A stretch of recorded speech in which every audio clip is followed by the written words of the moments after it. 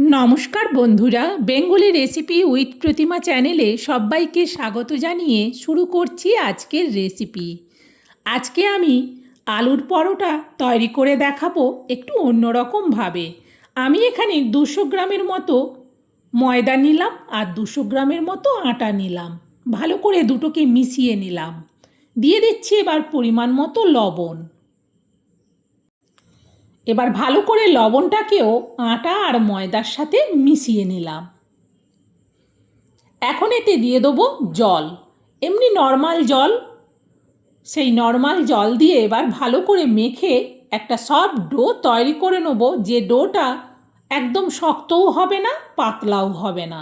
তাই অল্প অল্প জল দিয়েই কিন্তু ডোটাকে রেডি করে নেবো। অনেকেই আলুর পরোটা খাও, তবে আমি যেভাবে বানাবো এইভাবে একবার বানিয়ে দেখো। যেমন বানানো সহজ, খেতে কিন্তু ভীষণ সুন্দর হয়। বাচ্চা থেকে বড় খেয়ে কিন্তু খুব খুশি হবে। দেখো আমার ডোটা রেডি হয়ে গেছে। ডোটা একটু ঢেকে রাখলাম। মিনিট 5 বাদেই আমি ডোটার কাছে আবার ফিরে এলাম। এইভাবে একটু ঢেকে রাখলে ডোটা বেশ সুন্দর নরম হয়। আবারও একটু হাত দিয়ে মেখে আমি এখন এর লিচি কেটে নেবো। খুব বেশি বড় বড় করে কাটবো না, ছোট ছোট করে লিচি কেটে নেব। দেখো আমি 6 পিস লিচি কেটে নিলাম। এখন এই সবগুলোকে গোল করে নেব আগে। দেখো সবগুলো আমার গোল করা হয়ে গেছে। এবার এগুলো বেলে নেব। আমি এখানে ময়দা দিয়ে বেলছি।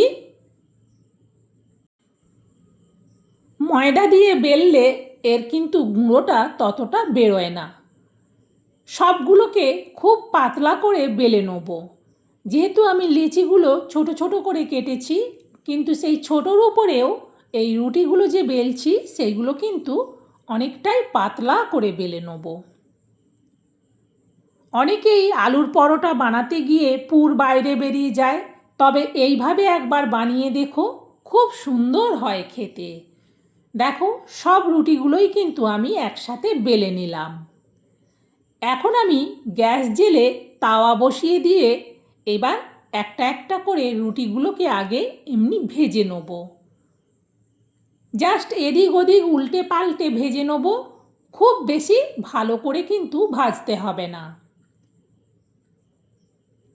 দেখো এইভাবে ভেজেছি, তুলে নিলাম। আরও একটা দিয়ে তোমাদেরকে দেখাচ্ছি। এইভাবে সবগুলোই কিন্তু রুটি চটপট করে আমি ভেজে নিলাম। সব রুটিগুলো ভাজা হয়ে গেছে।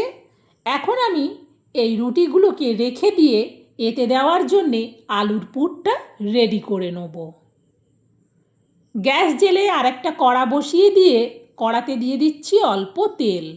খুন্তি দিয়ে তেলটাকে কড়ার উপর পর্যন্ত করে নেব, যেহেতু তেলটা অল্প।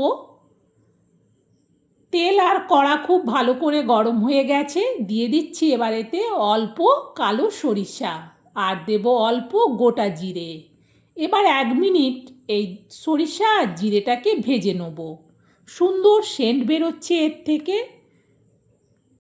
এবার এতে দিয়ে দিলাম অল্প হলুদ আর দিচ্ছি অল্প চিলি ফ্লেক্স। এবার ভালো করে চিলি ফ্লেক্সটাকে ভেজে নিয়ে দিয়ে দিচ্ছি এবার কিছুটা কারি পাতা। আর কারি পাতাটা কিন্তু দিলে তেলটা বেশ ছিটায়। কারি পাতাটাকে একটু ভেজে নেওয়ার পর এবার দিয়ে দিচ্ছি সেদ্ধ করা আলু। আমি এখানে 2টো মিডিয়াম সাইজের গোটা আলুকে প্রেসার কুকারে দিয়ে সেদ্ধ করে নিয়ে সেটাকে জাস্ট হাতে একটু হালকা করে মেখে নিয়েছিলাম। দিয়ে দিলাম পরিমাণ মতো লবণ আর অল্প একটু চিনি। এবার ভালো করে এই আলুর পুরটাকে নাড়াতে থাকবো, যাতে এই পুরের মধ্যে লঙ্কা, হলুদ আর কারি পাতা, চিনি, লবণ সব কিছু যে দিলাম ভালো করে যাতে পুরটার মধ্যে সমানভাবে মেশে। এখন এতে দিয়ে দিলাম ভাজা জিরে গুঁড়ো 1/2 চামচ। এবার ভালো করে কিন্তু এই আলুর পুরটাকে নাড়াতে থাকবো। কড়াইটা খুব নড়ছে, সেই জন্যে চিমটা দিয়ে ধরে ভালো করে কিন্তু আলুর পুরটাকে আমি রেডি করে নিলাম। দেখো সুন্দরভাবে কতটা ডোয়ের মতো হয়ে যাচ্ছে, কড়াতে কিন্তু আর একটুও লেগে যাচ্ছে না। এইভাবে যখন কড়াতে আর একটুও লেগে যাবে না তখন বুঝতে হবে এটা হয়ে গেছে। এটা এবার নাবিয়ে নিচ্ছি। নাবিয়ে আমি যে রুটিগুলো ভেজে রেখেছিলাম তারই এক সাইডে রেখে দিলাম। এখন আমি এই রুটিগুলোকে নেব। এর মধ্যে কিভাবে আমি আলুর পুরটা দিচ্ছি তোমরা একটু খেয়াল করো। এইভাবে আলুর পুর দিয়ে দিলে কিন্তু সুন্দরভাবে আলুর পরোটা রেডি হয়ে যাবে।